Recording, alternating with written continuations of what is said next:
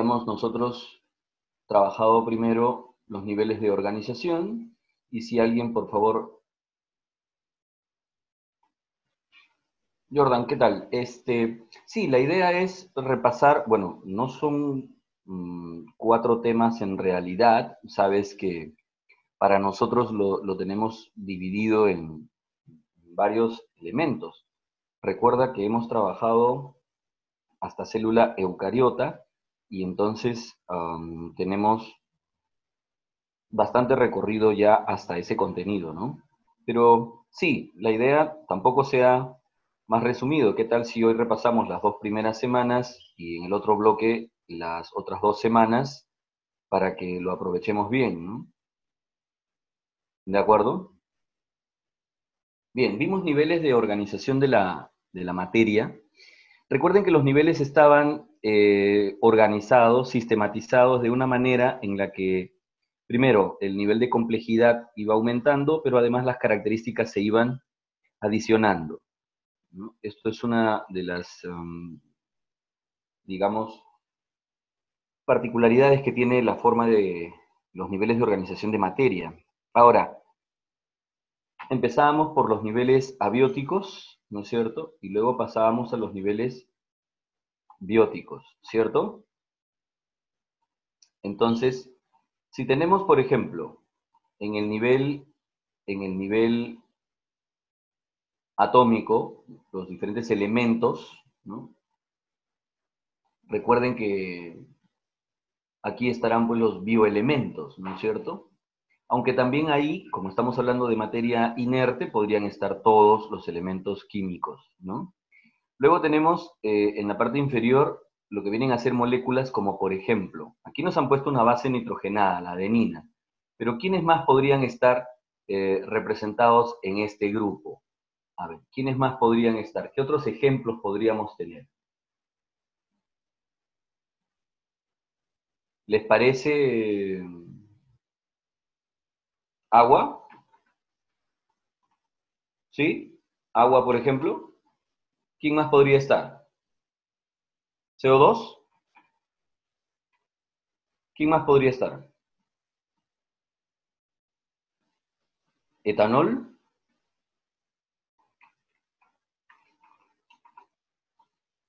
¿No? En el nivel molecular. Y esto es algo interesante, y gracias, Alfonso. Perfecto. Dana, genial.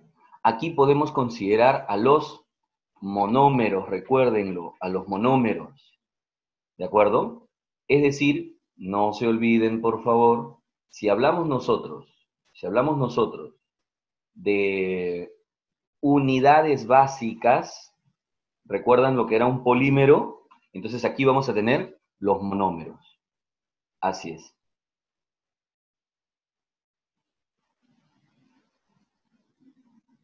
Dentro de monómeros encajaría entonces monosacáridos, ácidos grasos, el ATP. ¿Encajaría quién? Claro, los monómeros. Por eso decíamos aminoácidos, nucleótidos, ¿no es cierto? Todos los monómeros que hemos utilizado. Glicerol, correcto. Ácidos grasos, excelente. Porque en el siguiente nivel, en el... Bien, Nicole, claro, si el ATP por semejanza, entonces el GTP, ¿no es cierto? Perfecto. Genial. Y entonces veamos ahora en el nivel macromolecular, aquí estarán los polímeros, por eso está, por ejemplo, el ADN, pero también podemos mencionar a proteínas, ¿sí o no? Podemos mencionar también a quién. ¿Les parece este? A ver, díganme. Es que Romina, claro, Romina, cuando tú me dices glúcidos, ahí también están los monosacáridos, pero aquí estarían los polisacáridos, como nos menciona Alexandra. Perfecto, perfecto. ¿Qué otro polisacárido conocemos? Por ejemplo, aquí podrían estar, claro, celulosa, glucógeno, excelente, excelente. Bien, Jesús. Sí. Alexandra, muy bien. Ujú. Ana Lucía, perfecto. Sí, muy bien. Aquí puedo considerar un triglicérido también. Ujú. Bien, Alfonso, ácidos nucleicos, Dana, perfecto. Ujú. Y ahora pasamos al nivel supramolecular. Quitina, perfecto, Jesús. Perfecto, perfecto. De acuerdo. Y ahora en este grupo, me refiero a las asociaciones supramoleculares, ¿quiénes podrían estar? Espérame un momentito, Alfonso. El ADN está en el nivel macromolecular. Virus, ribosomas. Un momentito, Aide, me dices priones. ¿Y los priones qué cosas son? Los priones son proteínas. Entonces, Aide, los priones estarían en el nivel macromolecular. Correcto. Pero virus, organelas, cromatina, cromosomas, ¿no es cierto? Perfecto. Cromatina, no hay ningún problema, ¿no es cierto? Así es. Y en el siguiente me refiero al nivel celular. A ver, demos unos ejemplos en el nivel celular.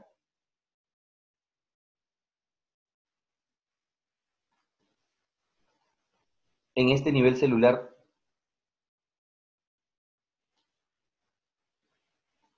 una bacteria. Perfecto. Muy bien, Ana Lucía. Pero seamos más específicos, Ivana. ¿Qué tal? Neurona, como dice Miriam, perfecto. Una ameba, como dice Nicole, genial. Una cianobacteria, muy bien. Un miocito, vamos, Alfonso, bien. Eh, a ver, ¿qué tal si aquí les propongo mmm, una ameba? Puede ser de pronto un paramecio, ¿no es cierto? Pero también puede ser un glóbulo rojo, ¿no? Un glóbulo blanco, ¿cierto? Bien, Piero, a eso vamos a llegar ahora cuando veamos el nivel de organismo. Perfecto, pero son unicelulares, así que también encajan aquí, ¿ya? Eso es algo, Piero, importantísimo, ¿ya? Así es, Aide. Perfecto, genial, genial. Entonces, bien, ahora un eritrocito. Basta, Rocío. Tejidos. Es el siguiente nivel, el nivel llamado tisular. Aide, un virión, ¿qué cosa es? Por favor, cuando gusten pueden activar su micrófono para facilitar o acelerar un poco su intervención, ¿ya? Así que no hay problema. Aide, a ver, ayúdanos. ¿Un virión qué cosa era? Creo que era algo así como, no era un virus, pero era, o sea, afectaba creo que a algunos animales, creo. Ajá, Aide. Es lo que te refieres tú cuando dices virión, es lo mismo que partícula viral. Es lo mismo, o sea, es un virus, pero fuera de su célula hospedera. Ese es un virión. El viroide es diferente porque el viroide sí es solamente una porción de ARN, una cadena de ARN, pero con capacidad infecciosa. Y eso está hasta el momento solamente en plantas. ¿De acuerdo? Entonces el virión sí es prácticamente un virus, solamente que está viajando, ¿no es cierto?, de una célula hospedera a otra. Por ejemplo, lo que nosotros evitamos en todo caso de contagiar, ahora que estamos hablando de este SARS-CoV-2, lo que evitamos es el contagio de los viriones, ¿no es cierto? Porque las partículas fuera de su célula hospedera, las partículas virales, se les llaman viriones. ¿De acuerdo? Esa es la idea. Entonces, volvemos a lo... No, al contrario, gracias a ustedes. La idea es que sea lo más interactivo posible. Díganme, hablando de tejido nervioso, hablando de tejido nervioso, ¿qué otros tejidos conocemos en animales, en vegetales?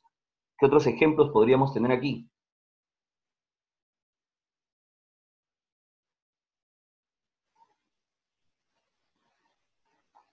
¿Una levadura?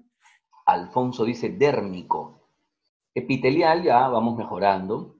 Xilema, óseo, tejido adiposo, floema. Bien. Nosotros tenemos 4 principales tejidos. Perfecto, Aide. La sangre es un tejido, genial. La piel, por si acaso, la piel no es un tejido. La piel es un órgano. ¿De acuerdo? La piel está formada por varios tejidos, incluyendo el tejido epitelial. Así es. Un hueso, por ejemplo, es un órgano, no es un tejido. ¿De acuerdo? Es más, los tejidos nos podrían ayudar a formar órganos. Y estos órganos luego podrían formar aparatos o sistemas. Sí, Alfonso, de pronto, inclusive el de mayor peso, podríamos decir. ¿De acuerdo? Entonces, tejidos, órganos, aparatos y sistemas. Ahora, el músculo el músculo tal cual, ¿no es cierto? Viene a ser un órgano, el músculo, formado por tejido muscular y además tejido conjuntivo. Por eso el conjunto de nuestros músculos forma el sistema muscular. Al igual que los huesos, también son órganos. Porque los huesos están formados por varios tejidos, no solamente el tejido óseo. Por eso el conjunto de huesos forma el llamado sistema óseo. Claro. Entonces, claro, osteoblasto, osteocito, osteoclasto, esos son células. Esas son las células que forman el tejido óseo. Pero ahora, si agrupamos, por ejemplo, los aparatos, todos los aparatos y sistemas que tenemos en nuestro organismo, recién llegamos entonces a lo que consideramos por favor, mire usted, lo que consideramos un individuo, un organismo. ¿Estamos de acuerdo? Un organismo, un individuo. Ahora, un detalle interesante. En este nivel, hablando de organismo, hablando de individuo, en este nivel, ¿de acuerdo? Estamos hablando de este nivel, encajan también organismos unicelulares. O sea, ¿encaja aquí, por ejemplo, una bacteria o no? ¿Encaja aquí una ameba? ¿Sí o no? ¿Encaja aquí también a ver, claro, una arqueobacteria podría encajar muy bien, ¿quién más?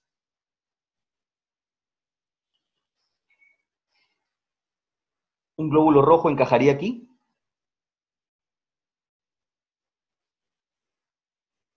¿Un glóbulo blanco? Vamos, Alfonso, hay que decantar, porque Platelminto es el nombre, ¿no es cierto?, del grupo. Sería una planaria, ¿sí o no? O una tenia, ¿correcto? Pregunto yo, ¿encaja aquí una neurona en el nivel de organismo? ¿Encaja un espermatozoide? Claro. Lo que busco es que por favor se den cuenta la diferencia que tenemos entre los unicelulares, los organismos unicelulares y las células propiamente dichas. O sea, cuando hablamos de células, como un glóbulo rojo, como un espermatozoide, como una bacteria, como una ameba, como una levadura, ¿no es cierto? Estos son organismos, perdón, son células, pero da la coincidencia de que también son organismos. Entonces, no recuerdo quién nos hizo una pregunta en cuál de los niveles entonces lo vamos a considerar. Claro, Piero, son independientes en realidad. Lo que pasa es que representan una especie. Representan una especie. O sea, una levadura representa una especie. Es un individuo representante de una especie. Igual que una ameba, igual que una bacteria. Es un poquito diferente, a que yo te diga, un glóbulo rojo representa una especie, claro. Una neurona no representa una especie, claro. Entonces, ahí es donde tenemos este particular caso, que existen en el nivel de individuo, de organismo, algunos unicelulares. Y si nos preguntaran en algún momento cuál debería ser nuestra decisión, nuestra clasificación para este caso, por ejemplo, una bacteria, finalmente, ¿en qué nivel estará? ¿Organismo o célula? Pues optemos siempre por el mayor, es decir, organismo. Si en las claves no hay organismo y hay célula, pues ni modo, ¿no? Pero de lo contrario, eh, lo hacemos en el nivel de organismo. ¿Me dejé entender? Perfecto, perfecto. Entonces sigamos, porque aquí ya empezaron los niveles bióticos. Ojo, este es el momento en el que empiezan, ¿no es cierto? A partir de aquí empiezan ya los niveles bióticos. A partir de aquí, ¿no? ¿Sí?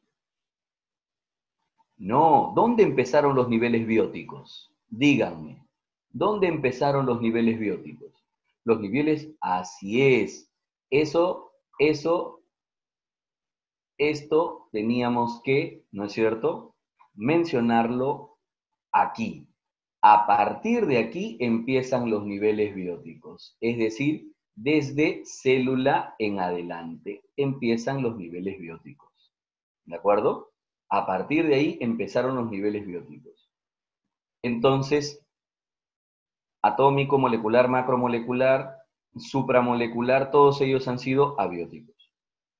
Entonces, el siguiente nivel que tenemos ya es el nivel tejido, órganos, aparatos y sistemas y organismo. ¿De acuerdo? Ahora, si agrupo varios organismos, pero de la misma especie, estamos hablando de una población. Aquí, ¿quiénes encajan? A ver, díganmelo. Encaja una recua, encaja una bandada, una jauría, ¿no es cierto? Un hato, ¿no es cierto? ¿Qué más encajaría aquí? Así es, correcto. Un cardumen, muy bien, un cardumen. Eh, ¿Listo? Ahora, si tenemos aquí, por ejemplo, todos estos datos de poblaciones, y si de pronto yo agrupo varias poblaciones, ¿qué formo? Alice, una piara, qué buen término. Una comunidad, perfecto, una comunidad. A ver, si me dan ejemplos de comunidad. A ver, alguien que nos dé un ejemplo de comunidad.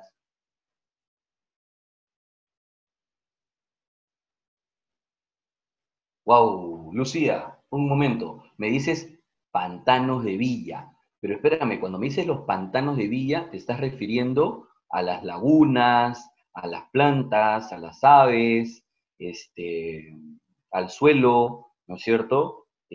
Entonces, yo creo que habría que ser un poquito más específico solamente. Un estanque. Diana, si tuvieras idea de todo lo que hay en un estanque. O perdón, Aide fue. Diana nos dice, Madagascar, no, pues, una granja, un ecosistema. Espérate, Piero, ¿es lo mismo una comunidad que un ecosistema? Ujú. A ver, ya, al ejemplo que está, claro, claro, claro, perfecto. Sí, cuando hablábamos de pantanos, ¿cierto? Sí, pues, por eso empecé a partir de ahí.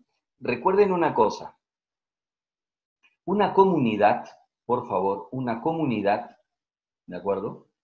Eh, Me refiero a este nivel de organización, ¿de acuerdo? Al de comunidad, a este de aquí. Eh, este nivel de comunidad, pues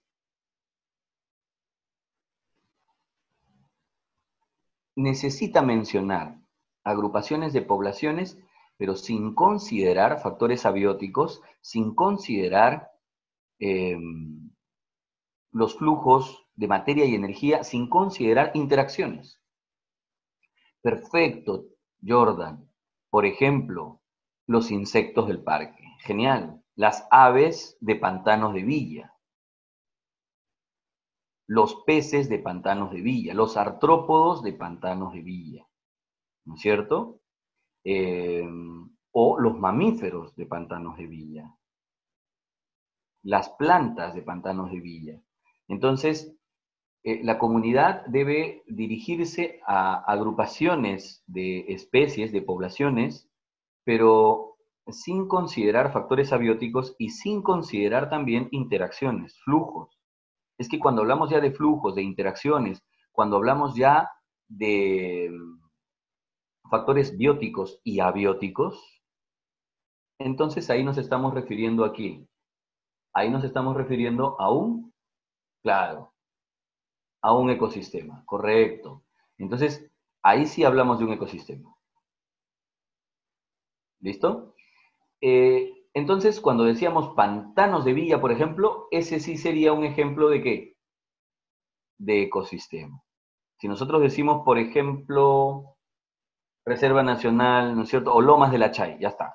Cuando decimos Lomas de la Chay, estamos hablando, obviamente, todo lo que incluye Lomas de la Chay. Suelo, plantas, animales, insectos, ¿no es cierto? Hongos, inclusive el aire, ¿no es cierto? La humedad relativa, todos los factores ahí, abióticos y bióticos. Flujo entre ellos, materia, energía, eso es un ecosistema. ¿Listo? Perfecto, Alfonso. Manglares, ¿no es cierto? Así es. ¿Una pecera podría ser considerada un ecosistema? Claro, siempre y cuando tengamos una cadena alimenticia, ¿no? Claro, un acuario, excelente. Muy bien, muy bien. Un campo de cultivo también es un ecosistema, ¿no? Genial. Entonces, ahora sí, hablemos de características de los seres vivos, ¿de acuerdo? Veamos, hablando de metabolismo, de pronto la primera de estas características. Definimos nosotros metabolismo como la capacidad de intercambiar materia y energía con el entorno. O sea, esto es característica de un ser vivo, ¿me dejó entender? De un ser vivo, el que puede intercambiar materia y energía con su entorno. ¿De acuerdo? Ahora, cuando nosotros decimos que el metabolismo se desprende en dos procesos, me refiero a los procesos exergónicos y a los procesos endergónicos. ¿De acuerdo? Procesos exergónicos, ¿cuáles serían? Exergónicos, que liberan energía. ¿Estamos hablando de quién? De catabolismo. Catabolismo. ¿Cómo le dicen también en lugar de exergónicos? Les dicen también exotérmicos, ¿cierto? Exotérmicos. Así es. A estos también les llaman así, ¿no? Exotérmicos. Profesor, Dímelo. ¿cómo diferencio el metabolismo de crecimiento? Porque había una pregunta en el examen que decía que procesos químicos lo relacionan al crecimiento. Genial. Aide, creo que eras tú, ¿no? Escúchame. Sí. Cuando nosotros hablamos de metabolismo, nos estamos refiriendo básicamente a los procesos físico-químicos, ¿de acuerdo? A los procesos físico-químicos, es decir, a la formación de enlaces, ruptura de enlaces, transferencia de energía, transformación de energía. A eso nos referimos con procesos metabólicos. Ahora, cuando nosotros hablamos de crecimiento, ¿cuál es la definición de crecimiento? El incremento en masa y volumen. ¿Estamos de acuerdo? Ahora, ¿cómo vas a incrementar masa y volumen? porque vas a sintetizar, fabricar, elaborar nuevas moléculas, ¿no es cierto? Entonces, ahí están los procesos anabólicos incluidos. Pero para que tú puedas anabolizar, construir, fabricar tus macro y supramoléculas, tus células, tus tejidos, tus órganos, etcétera, para que puedas elaborarlos, necesitas insumos, materia, que la obtienes ¿de dónde? De tus procesos catabólicos. Es decir, hay una absoluta e importante interacción entre estos dos procesos, entre los procesos catabólicos y los procesos anabólicos, ¿de acuerdo? Entre ellos dos. Hay una interacción muy grande. ¿Por qué? Porque yo obtengo materia prima para mis procesos anabólicos a partir de los procesos catabólicos. ¿De acuerdo? Entonces, la energía, por ejemplo, que voy a invertir, miren aquí, por favor, no sé si lo tenemos claro. Me dicen que los procesos anabólicos son endergónicos, ¿sí o no? Endergónicos, o sea que consumen energía. Muy bien, ¿y de dónde voy a obtener la energía para invertirla en estos procesos? Pues la obtengo a partir de los procesos exergónicos, a partir de los procesos exotérmicos, es decir, a partir de mis procesos catabólicos. ¿De acuerdo? Entonces, a eso se referirían de pronto en la pregunta ID, no tengo el texto de la pregunta, pero ¿están relacionados? Sí. ¿El crecimiento se relaciona con los procesos metabólicos? Claro que sí. Sobre todo con los anabólicos, ¿no? Por la construcción. Pero ya sabes que los procesos anabólicos dependen también de los catabólicos. ¿Listo? Bien, entonces, ¿y cuáles serán entonces los procesos que consumen energía? Jordan, dime si tienes alguna pregunta.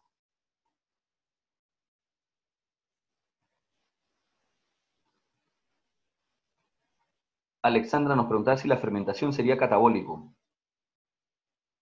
Sí, consideramos la fermentación como un proceso catabólico.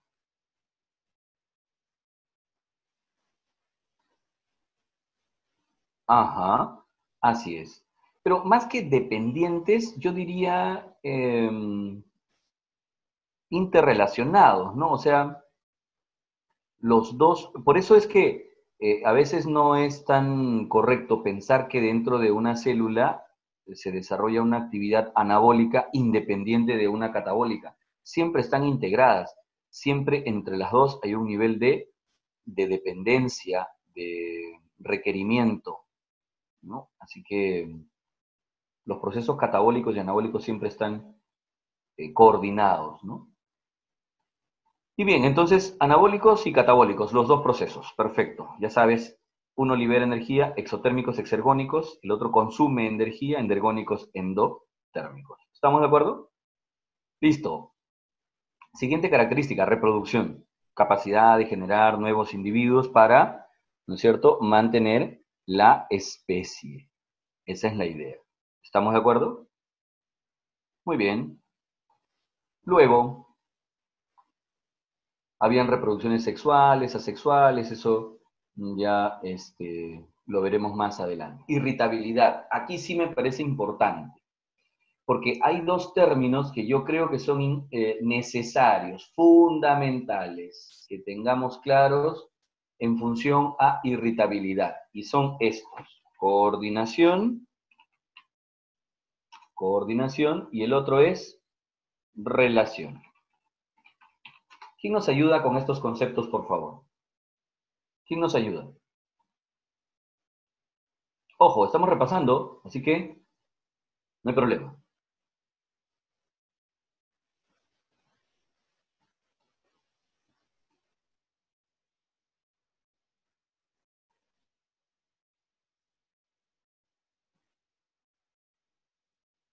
A ver, relación capacidad de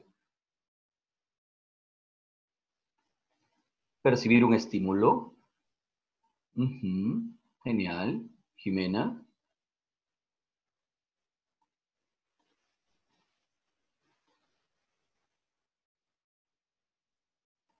Y Stephanie nos dice, la coordinación es la respuesta elaborada dentro del organismo. Genial, perfecto. Entonces lo tenemos todo claro. ¿Alguna duda por parte de los demás? La relación es directamente la capacidad que tiene un organismo de captar estímulos. Recuerden, ¿qué cosa era un estímulo? Un estímulo es un cambio en el entorno que se pueda percibir, correcto. Entonces ahí está el nivel de relación, es decir, la capacidad de captar estos estímulos, estos cambios en el entorno. Y luego, todo el conjunto de procesos, elementos, ¿de acuerdo?, que ocurren dentro de un organismo para generar esta respuesta, es lo que Stephanie nos decía, es la coordinación. ¿Correcto? Ya está. Entonces, lo otro son estos tres términos que siempre necesitamos tener claro. A ver, me refiero a taxia, nastia. A ver, vamos viendo quién nos ayuda. Y el último, tropismo. ¿Quién nos ayuda?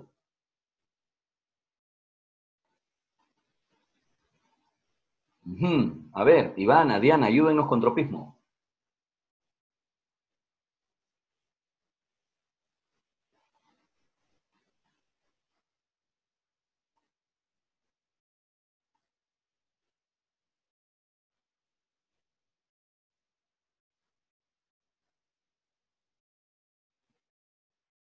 A ver, Ivana nos dice que el tropismo es una respuesta involuntaria a estímulos. Ya, perfecto. En organismos fijos. Ya. A ver,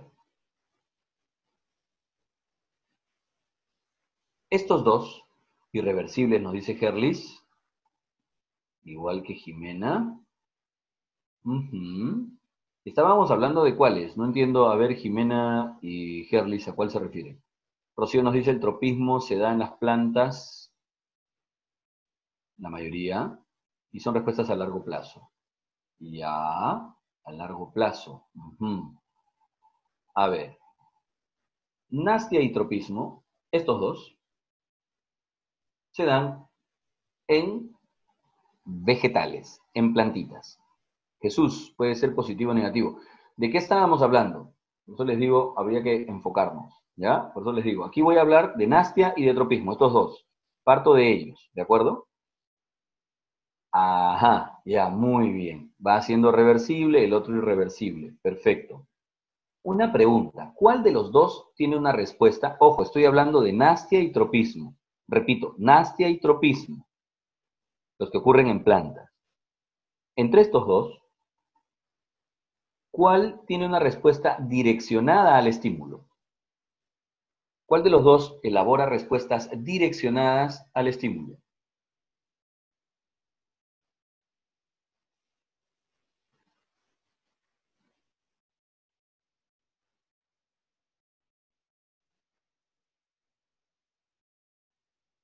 El tropismo, claro. Por eso es que hablamos de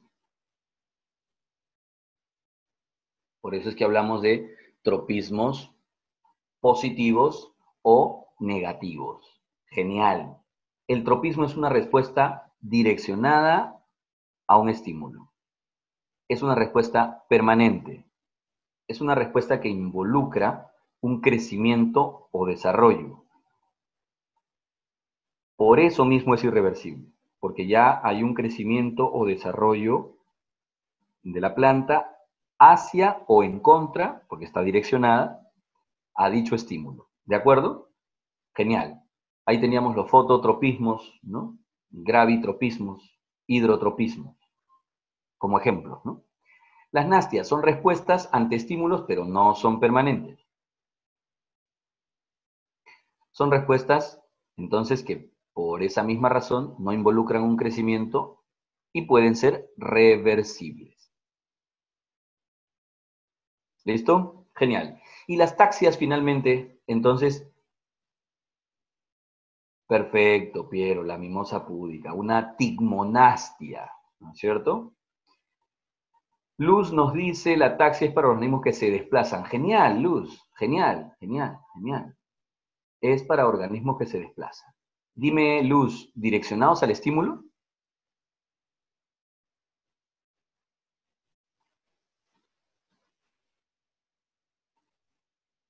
Así es. Por eso hablamos de taxias positivas o negativas. Genial, genial, genial. Quimiotaxias, ¿no? Fototaxias, ¿no? Hay termotaxias también, etcétera. Muy bien. Genial. Entonces, vamos a otra característica más. Ya estamos aquí bastante claros. Entonces,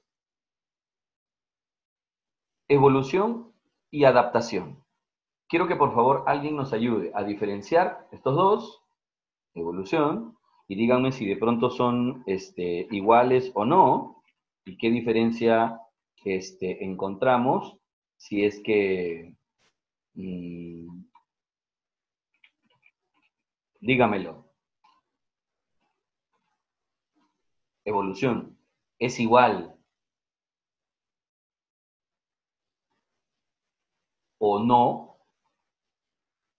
¿Es igual o no? ¿Es igual o es diferente? Diferente, Ajá, a ver, cuéntanos por qué. porque dice que la adaptación es para el individuo puede adaptarse y ese conjunto de individuos a largo plazo evoluciona con el Pregunta conjunto de esas entonces, adaptaciones. ya, genial, genial. Pero hago una pregunta entonces, si yo me adapto, ¿evoluciono? Si yo evoluciono, ¿me adapto? ¿Cómo es la cosa? ¿O son dos cosas independientes? O sea, en el transcurso del tiempo, la población es la que evoluciona Ya, pero si gracias a evoluciono, ¿me la, adapté o no me adapté? A eso me refiero. porque cada individuo se adaptó a las nuevas condiciones. O sea, las especies, las poblaciones no se adaptan, solo evolucionan. Profe, la adaptación es consecuencia de la evolución.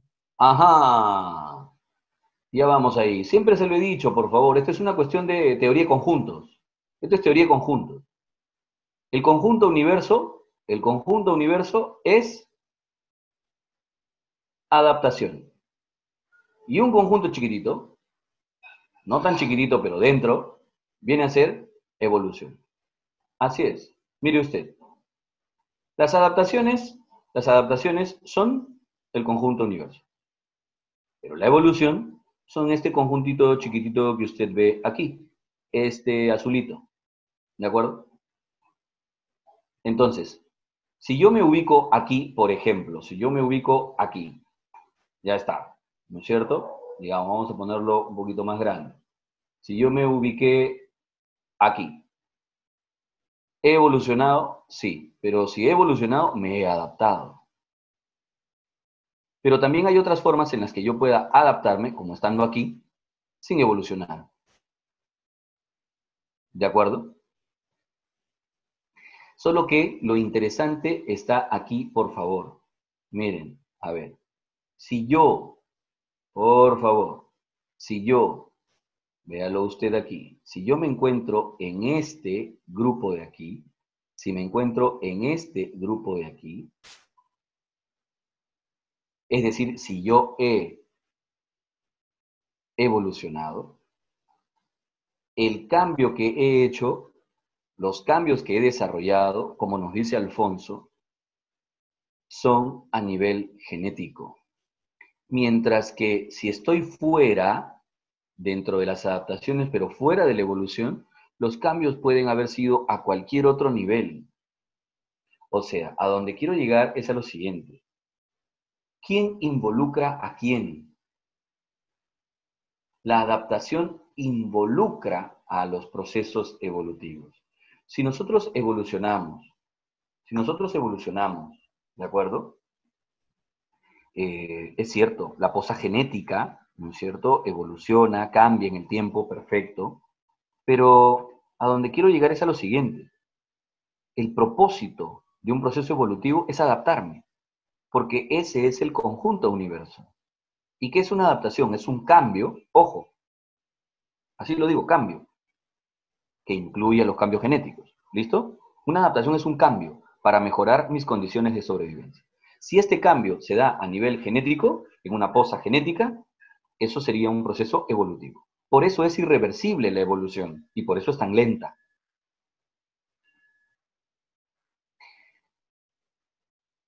Pamela, sí, de muchas adaptaciones, pero lo interesante, Pamela, del proceso evolutivo es que los cambios se dan a nivel genético. Por eso son hereditarios, por eso son unidireccionales, por eso son tan lentos, por eso son irreversibles. ¿De acuerdo? Eso es lo interesante. Mientras que adaptarse puede de pronto solamente considerar un cambio en conducta, en comportamiento, en pigmentación, etcétera, ¿no? Un cambio temporal. Así es. Claro, uy, no, Piero, hablar de especiación ya es entrar en el propio rollo de la evolución, que ya lo veremos todavía unos meses más adelante. Pero, Rocío, la evolución tiene que ser a nivel de una población, porque estamos hablando de que los cambios en una posa genética, cuando digo posa genética es el conjunto, pues, de genes que presenta toda una población, ¿no? Entonces, como la reproducción se da, ¿no es cierto?, entre los individuos de una población, a los cambios que tenga esta posa genética, a eso es lo que llamaremos un proceso evolutivo, ¿no? La teoría de simbiosis de Lynn Margulis es ejemplo de evolución, no solamente. Para Lynn Margulis han habido grupos procariotas que desarrollaron ciertos tipos de endomembranas. Eso es cierto, ¿no? Esos cambios se han dado y todo cambio obviamente va incluyendo un proceso evolutivo. Pero el gran salto de la propuesta de Margulis, como lo vamos a ver luego, es el hecho de que se hayan fusionado varias procariotas, ¿no? Simbiotizado unas con otras. Ese es el gran salto que propone Margulis, ¿no? Bien, genial entonces, ¿quedó claro esto? Vámonos por favor a homeostasis. Homeostasis era la capacidad de mantener condiciones internas en equilibrio, ¿no es cierto?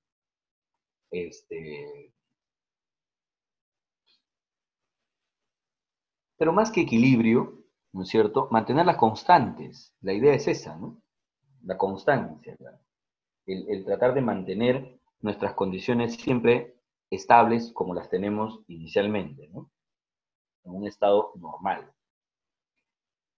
Y bueno, ahora sí, método científico. A ver, dígame usted, los pasos del método científico.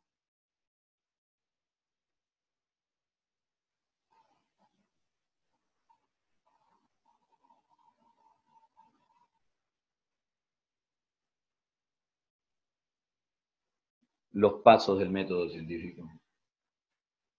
Ajá. A ver, Alexandra. Espérame, Alfonso nos decía, la simbiosis entre dos especies, ¿es adaptación o irritabilidad?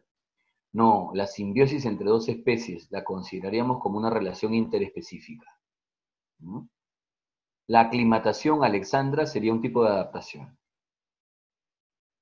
Empezamos con observación, correcto, hipótesis, experimentación, análisis de resultados, Jesús, por ahí faltó, ¿ah?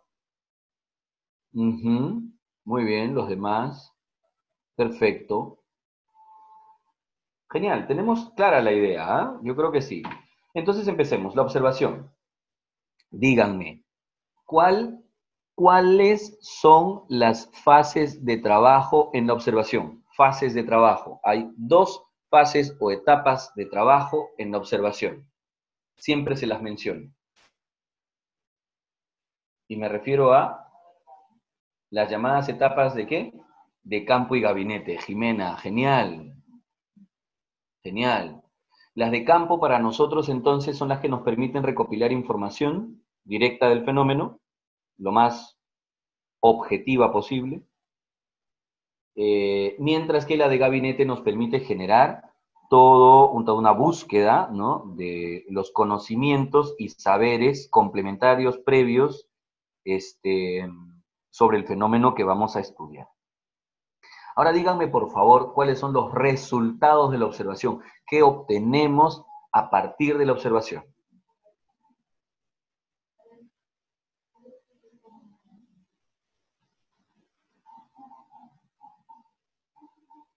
¿Cuál es el resultado de la observación? Cuéntenmelo.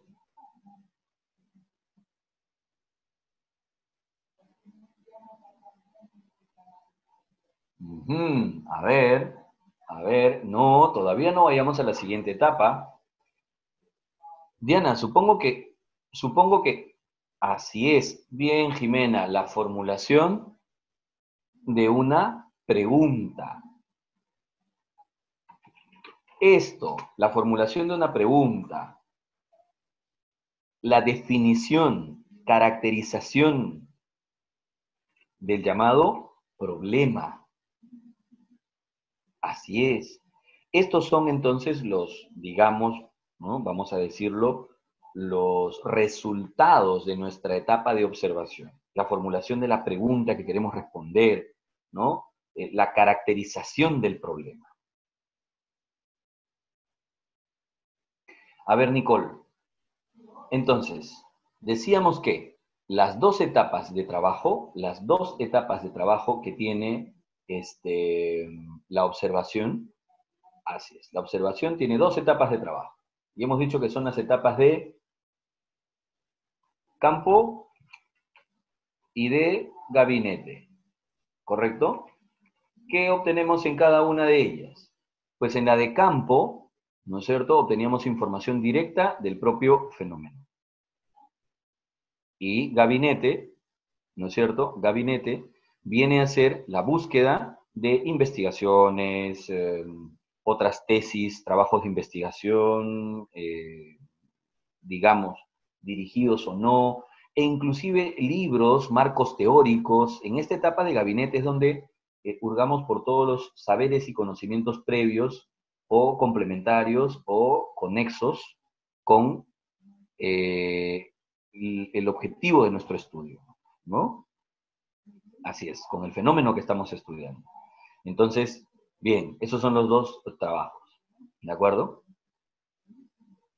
Así es. Entonces, con todos estos insumos, ahora viene la hipótesis, ¿correcto? Pero la hipótesis, ¿cómo la defines? ¿Cómo la definen ustedes a la hipótesis?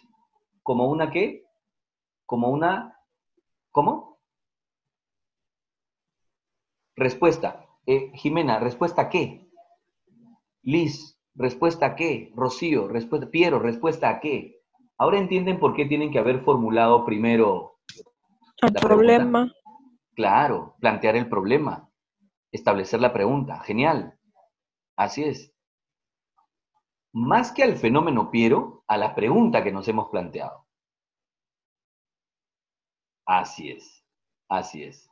Claro, de hecho que la pregunta está en relación al fenómeno, ¿no? Así es.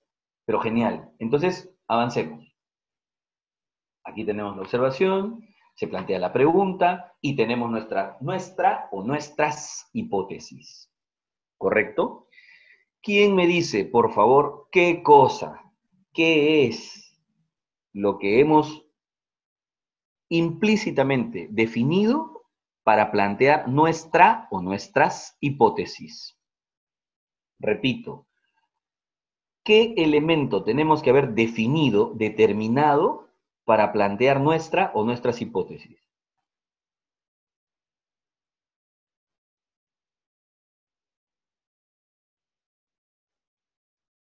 Genial. Jimena, genial. Ronaldo, perfecto. Doctores, ¿la tienen clara? ¿La tienen clara? Así es. Hay que definir variables, porque cada hipótesis responde a una o unas variables. ¿Correcto?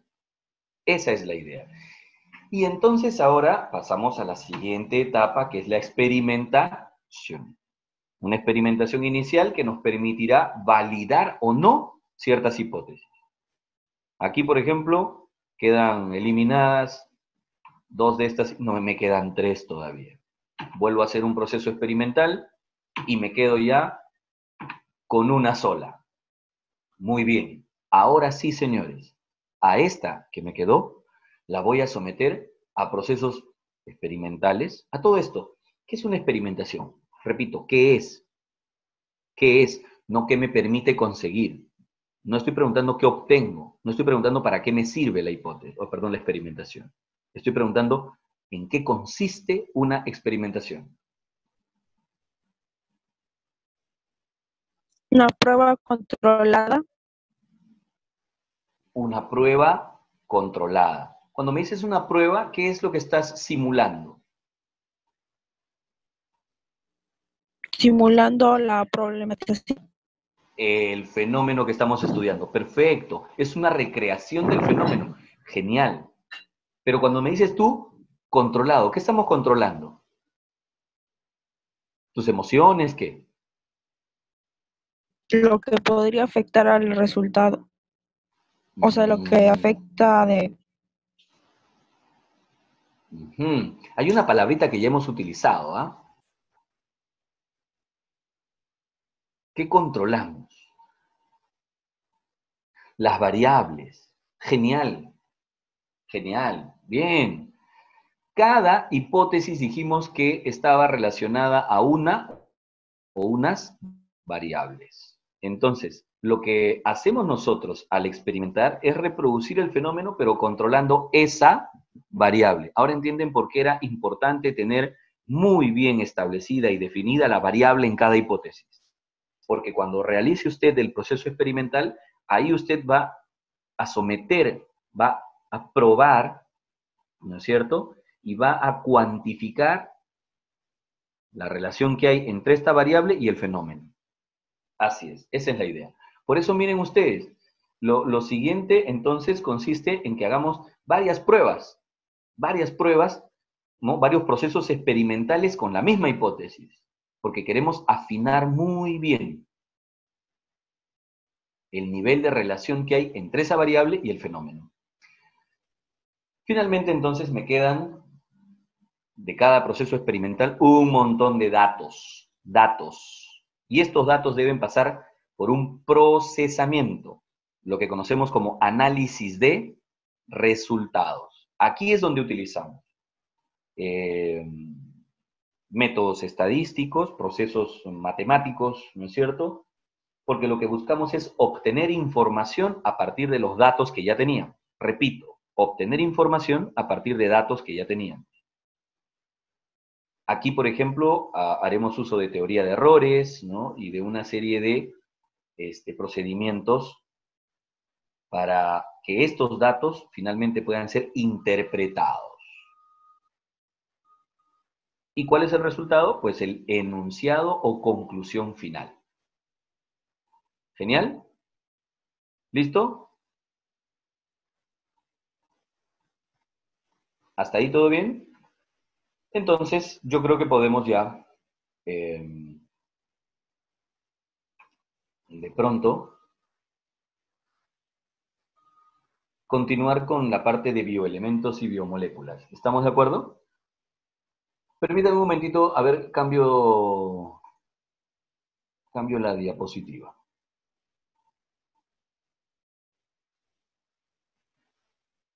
A ver.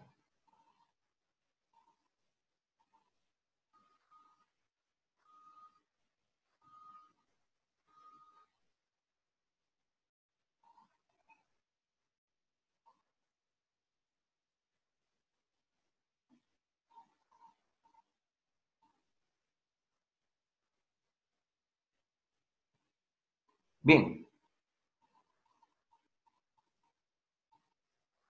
ya lo tienen, perfecto. ¿Sí?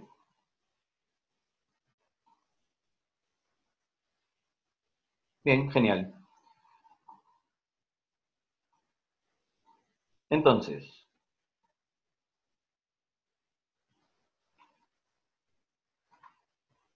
habíamos trabajado bioelementos, por favor, bioelementos, ¿ya? Y hicimos una pequeña, vamos a llamarla, clasificación de los bioelementos en dos grupos, recuerdan ustedes, los llamados bioelementos primarios, los bioelementos secundarios, y habíamos mencionado que esto lo hacíamos en función a su participación en materia viva, ¿no? Cuáles eran los más abundantes y cuáles eran los menos abundantes, ¿cierto? Los bioelementos primarios son estos 6 que ustedes tienen ahora en esta tabla.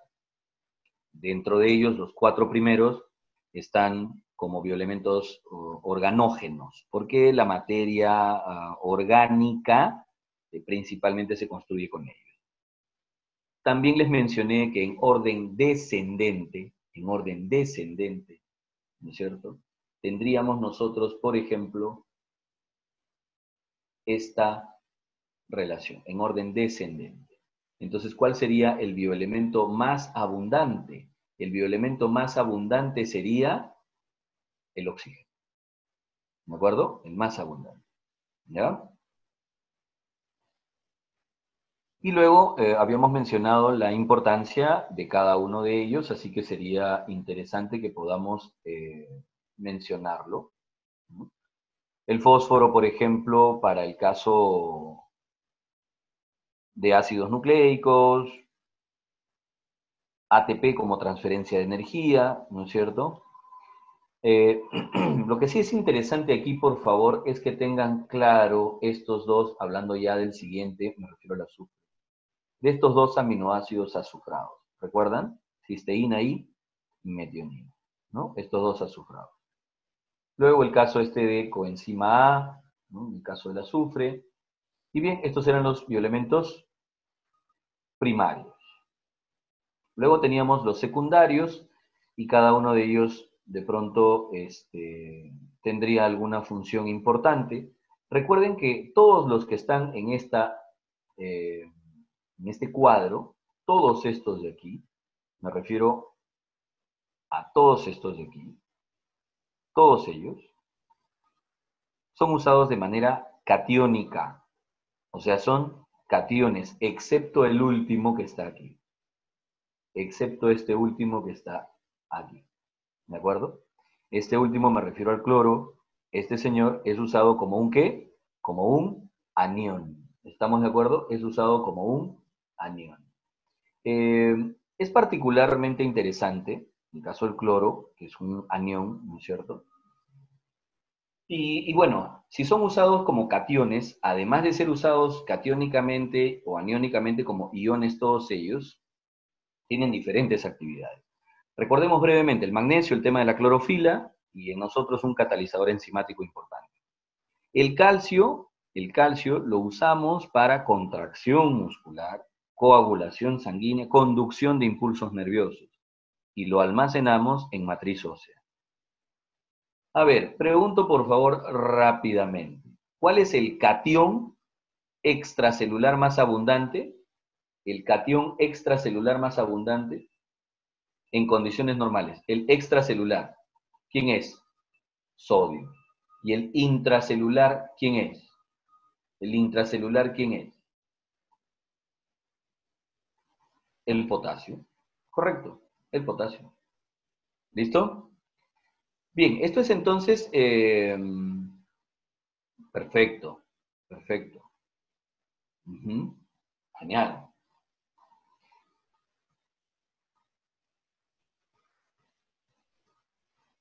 Avancemos entonces.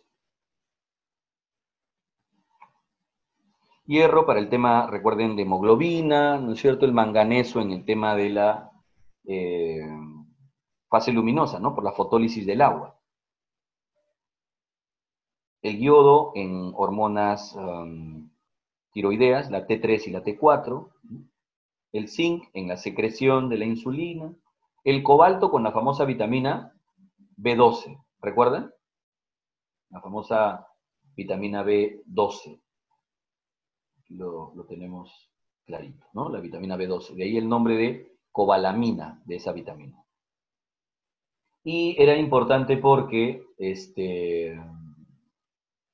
ayudaba en la formación de glóbulos rojos, ¿no? Eritrocitos.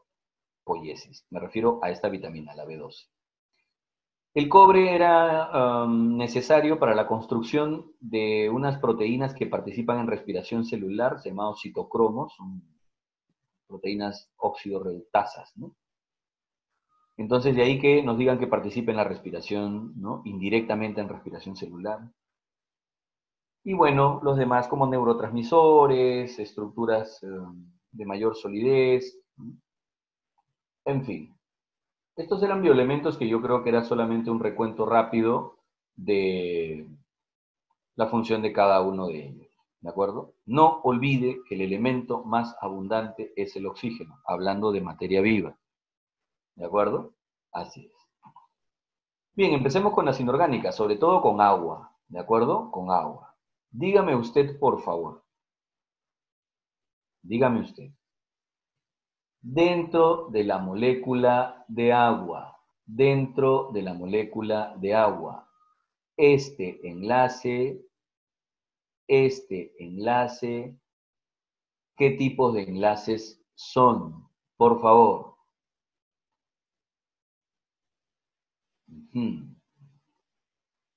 A ver, espérame que recién leo algunas cositas por aquí. Me preguntaba, ahí,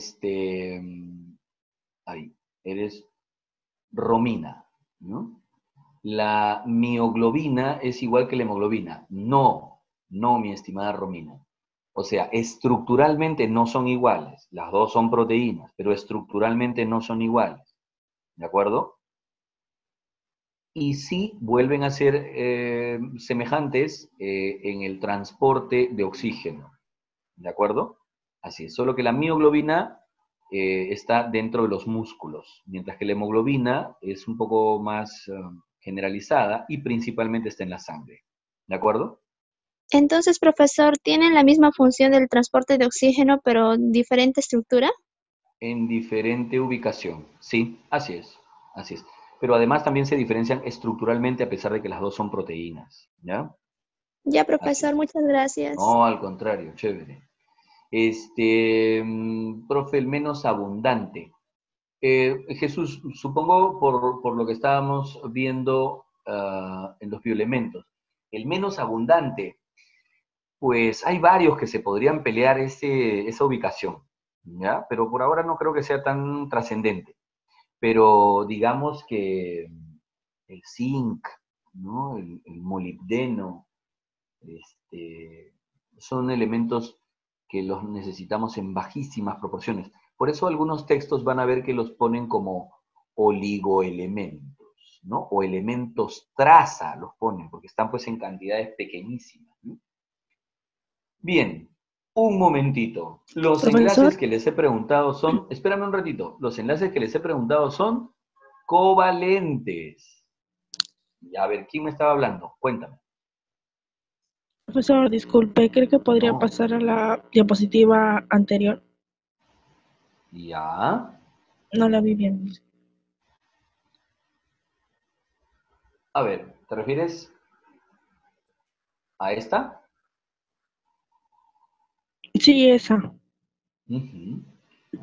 Estas son las biomoléculas inorgánicas que hemos estudiado. Me refiero a agua, ácidos, bases, buffers, sales, ¿no es cierto?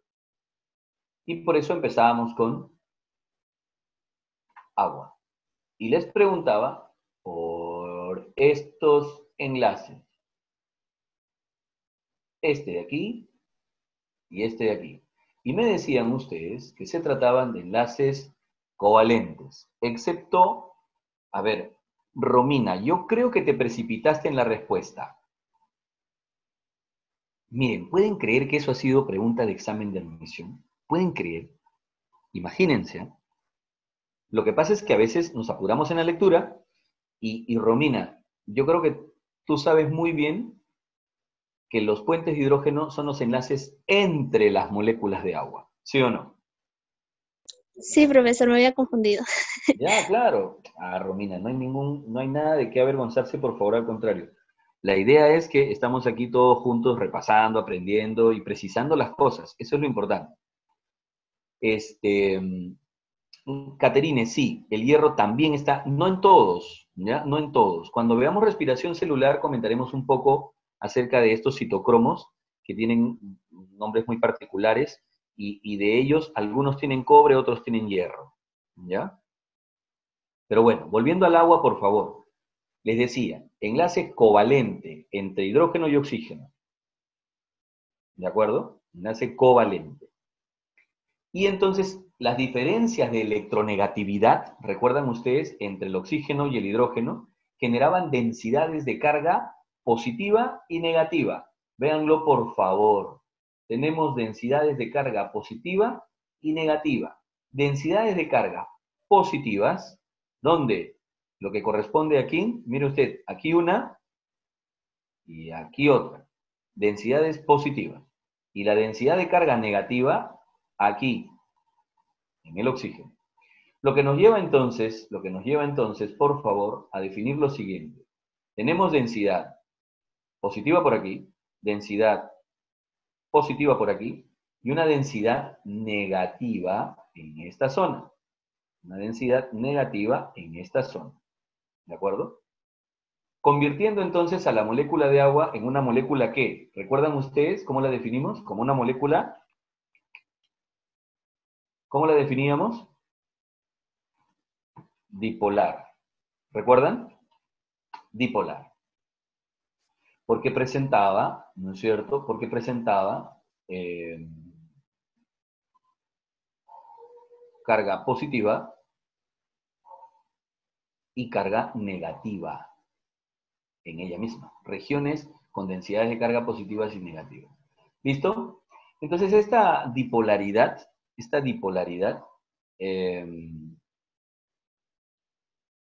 la que traía una serie de atributos, propiedades y cualidades al agua importantísimas.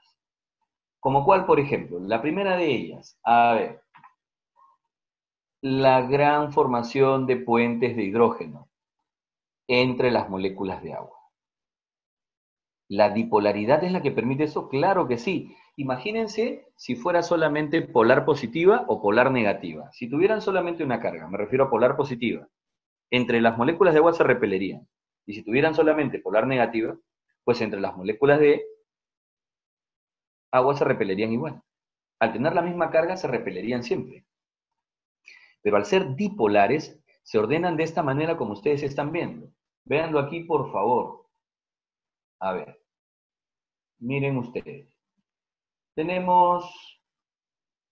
Vamos a graficar las densidades de carga, recuérdenlo, por favor, ¿no? Densidades de carga. Las densidades de carga positivas, ¿no es cierto? Aquí tenemos una densidad positiva, aquí tenemos otra densidad positiva, y luego teníamos las densidades negativas. Aquí hay una densidad negativa, aquí hay una densidad negativa. Entonces, cargas opuestas, ¿qué ocurre? Cargas opuestas se atraen, ¿correcto? Cargas opuestas se atraen, entonces se produce una atracción aquí y se produce una atracción aquí también. Esos son los famosos puentes de hidrógeno. Ahora vea usted, en el gráfico aquí a la derecha, en la parte inferior derecha, vea usted la enorme cantidad de puentes de hidrógeno que se van produciendo. Miren cuántos puentes de hidrógeno forma cada molécula de agua. A ver, vamos a ubicarnos, ¿no es cierto?, en torno a esta molécula de agua. Miren, a ver, supongamos, esta moleculita de agua que acabamos de sondear aquí. ¿Cuántos puentes formó? Forma 1, forma 2, forma 3 y forma 4. Hasta 4 puentes de hidrógeno, cada molécula de agua. Entonces, olvídense, ¿esto a dónde nos lleva? A una elevada cohesión molecular. ¿De acuerdo? Una elevada cohesión. ¿Y por qué hay una elevada cohesión molecular? ¿A qué se debe esta elevada cohesión molecular del agua? A la gran cantidad de ¿qué? De puentes de hidrógeno que se forman. ¿Y por qué hay tantos puentes de hidrógeno? Por ser dipolar, La dipolaridad también le permitía tener una elevadísima solvencia, ¿no? La alta solvencia que presenta el agua se fundamenta en su dipolaridad, porque se combina con todas las sustancias que sean polares, pues, con todas las polares, ¿no es cierto? precisamente porque tiene partes positivas y negativas. ¿Recuerdan lo que eran disoluciones iónicas y disoluciones moleculares? Disoluciones iónicas, disoluciones moleculares. Claro, el hecho de que el agua se pueda, ¿no es cierto? Por aquí lo habíamos puesto, disoluciones iónicas y moleculares. La disolución iónica, ¿no es cierto? Agua con sal, era el típico ejemplo que dimos, porque el agua lo que hace es disociar, ¿no es cierto? Así es, disociar, por ejemplo, el cloruro de sodio, la sal, la disocia.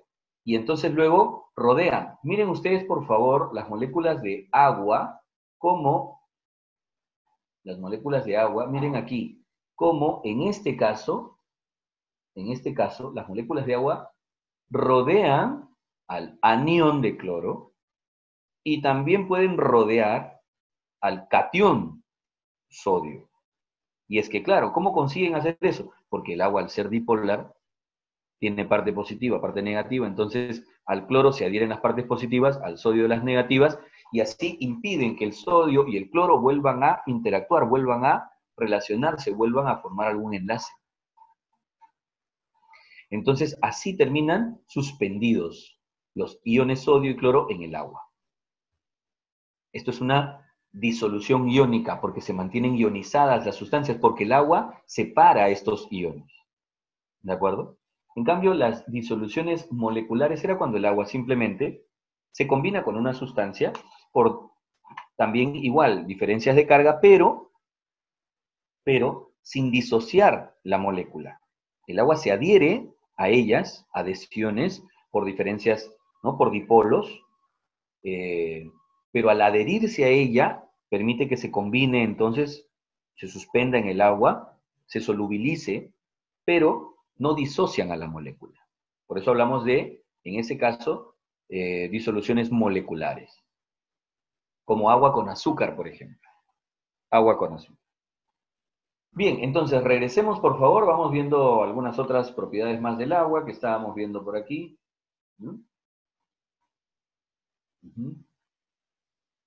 Bien, tenemos entonces el agua, ya habíamos visto puentes de hidrógeno, alta cohesión molecular. Esta alta cohesión generaba, ¿qué cosa? La alta cohesión, una elevada tensión superficial y algo que me parece importante mencionar, el calor específico del agua, que es alto, dicho sea de paso. ¿Cuánto es? ¿Cuánto es? Calor específico, señor. Calor específico, una caloría gramo. Una caloría gramo. Aquí entre nos, ¿qué cosa era el calor específico? Calor específico. Es la cantidad de energía que hay que darle a un gramo de esta sustancia para que aumente 1 grado centígrado su temperatura. ¿Y por qué es tan alto el calor específico del agua?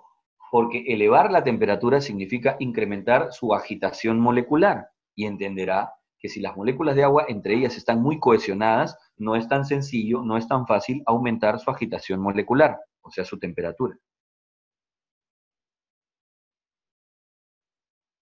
Genial, Alfonso, genial. Vibraciones intermoleculares, así es. Entonces, debido a que el agua no es tan fácil, pues, incrementar su temperatura por el alto calor específico que tiene, esto es lo que utiliza la materia viva para su, ¿no? A favor de ella en su termorregulación. Además de utilizar el alto calor específico, me refiero además de que la materia viva usa el alto calor específico en pro de la termorregulación, también usa su alto calor de vaporización. ¿Cuánto era el calor de vaporización del agua? 540 calorías gramos. Genial. Genial, genial, genial. Perfecto. Así es. Bien. Y precisamente porque las moléculas están muy cohesionadas es que hay una alta densidad. Ahí está la densidad del agua, 1 kilogramo litro.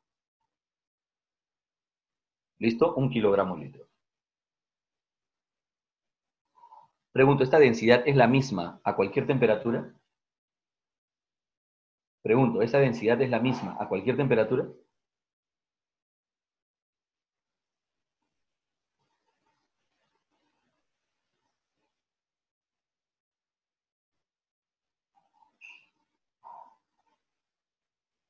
Alfonso, esta densidad, la máxima, se alcanza a 4 grados, correcto. Pero mi pregunta es, ¿y a otras temperaturas, la densidad es la misma?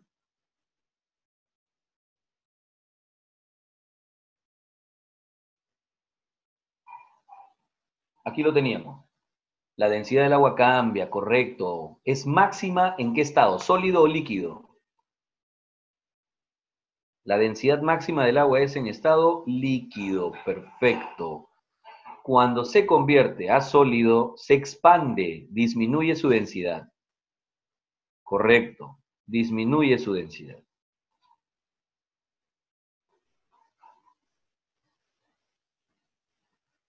Genial.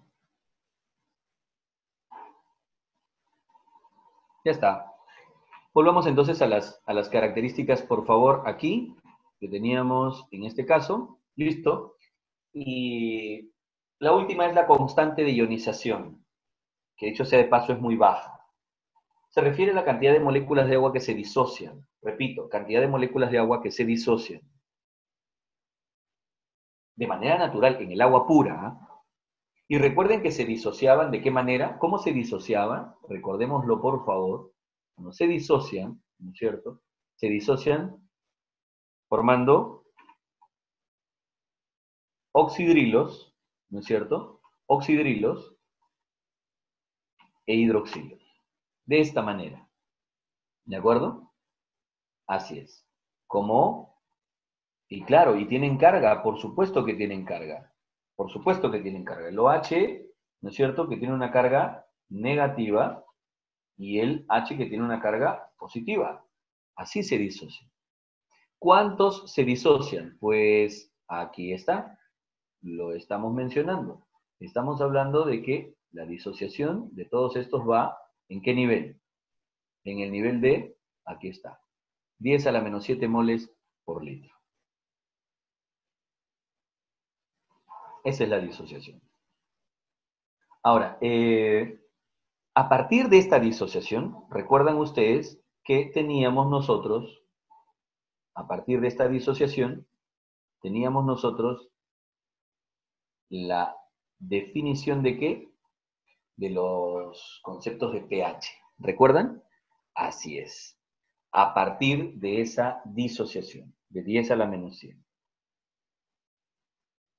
Correcto. Por eso es que teníamos el llamado pH neutro, que corresponde ¿a quién? El pH neutro, que corresponde al agua pura.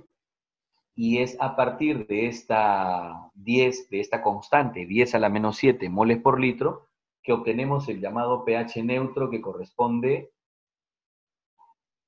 a 7. Recuerden cuál era la relación que teníamos para hallar ese logaritmo negativo, ¿no es cierto? Claro, de la concentración de quién? De los hidrógenos, ¿cierto? Así es el logaritmo negativo de la concentración de estos hidrógenos. Así era la relación para hallar pH. Entonces, como nosotros sabemos que esta concentración de hidrógenos es 10 a la menos 7, ¿no es cierto? El logaritmo negativo nos termina arrojando entonces el famoso pH neutro, que corresponde ¿a quién? A 7. Y lo teníamos aquí en esta tablita, ¿no es cierto? En esta tablita.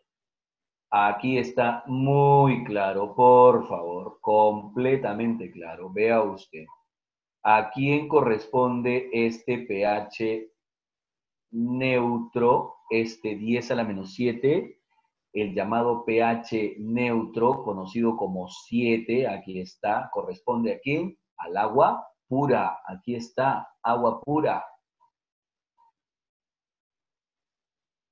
¿No? Corresponde al agua pura. Genial. Y después teníamos las sustancias ácidas y las sustancias básicas. Cuanto más nos acercamos, ojo, cuanto más nos acercamos al cero, cuanto más desciende, vamos a ponerlo de pronto en otro color, cuanto más desciende, ¿no es cierto?, el pH, ¿Qué aumenta? ¿La concentración de quién? Pues de los hidrógenos libres. Y la sustancia se vuelve más ácida. ¿De acuerdo? Y cuanto más nos acercamos al 14, más alcalina la sustancia. Aumentan los OHs. ¿Ya? Ahora, todo esto es interesante porque teníamos diferentes pHs funcionando en nuestro organismo. Nosotros tenemos, recuerden, pHs ácidos y pHs alcalinos, ¿no? Teníamos algunos casos como, a ver, menciónenme algunas sustancias con pH ácido y alcalino en nuestro organismo. Ácidas, por ejemplo, el jugo gástrico, ¿cierto? Ácidas, como la orina. ¿Y alcalinas como quién? Alcalinas como, por ejemplo, el jugo pancreático, correcto. La sangre es ligeramente alcalina también, ¿no? La saliva es, Nicole, apenas un poquito ácida, 6.8 por ahí va. ¿Ya?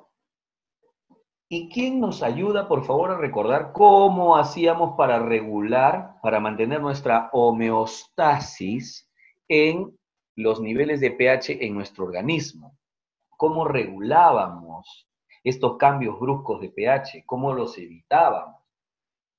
¿Cuál era nuestro Buffers. principal? Excelente, Ginés, excelente. No sé quién fue el que nos habló, pero buffers, perfecto. Pregunta, ¿qué es un buffer? No, ¿qué hace? Ya me dijeron qué hace. Ahora mi pregunta es, ¿qué era un buffer? ¿Qué es un buffer? ¿Qué era un buffer? Aquí lo tenemos. Un buffer era un ácido o una base débil más su sal conjugada. Repito, un ácido o base débil, ácido o base, uno de los dos, pero débil, más la sal conjugada, es decir, la sal que se formaba con esta base y este ácido, ¿no? Entonces, esto es un buffer. Teníamos varios, como dice Piero, reguladores, más que reguladores, amortiguadores de pH, ¿no es cierto? Por eso se llaman también soluciones amortiguadoras.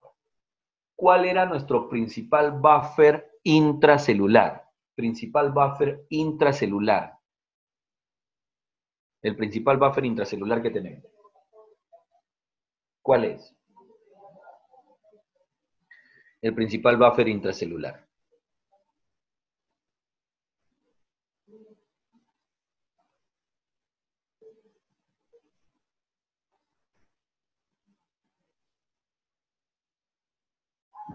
Profesor, no entendí muy bien. ¿El buffer es una base con ácidos débiles y sales conjugadas?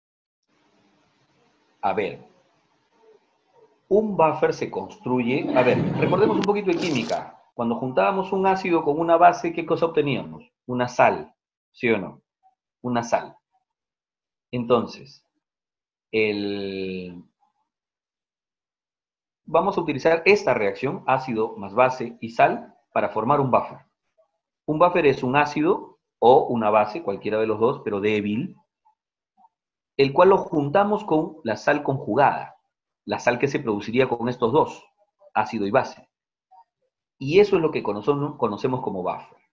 El principal buffer, por favor, intracelular, Alexandra y Miriam. Perfecto, es el fosfato. Y el principal buffer extracelular es el bicarbonato. Es el bicarbonato. ¿Estamos de acuerdo? Es el bicarbonato. Genial, entonces ya tenemos claro lo que era un buffer, en lo que nos ayudaban los buffers, cómo construíamos los buffers y cuáles eran los principales. Y antes de terminar, me interesa que por favor vayamos aquí. No habíamos hablado del fenómeno de capilaridad en el agua. ¿Quién me dice por favor cuáles son las dos fuerzas de acción, las dos fuerzas que interactúan aquí para generar este fenómeno de capilaridad en el agua? Como ustedes ven, el agua está ascendiendo. Vea usted, yo veo, ¿no es cierto?, que asciende la columna de agua, ¿no es cierto?, está ascendiendo véalo usted, conforme el diámetro se ha ido reduciendo. Me refiero al diámetro de los conductos. Conforme se reducía el diámetro, el agua ascendía más. ¿Cuáles son entonces estos, las fuerzas que interactúan para este fenómeno? ¿Cuáles son? Aquí se suman las fuerzas de adhesión, agua más las paredes del conducto, y las fuerzas de cohesión entre las moléculas de agua. ¿De acuerdo? Repito, fuerzas de adhesión y cohesión, ¿de acuerdo?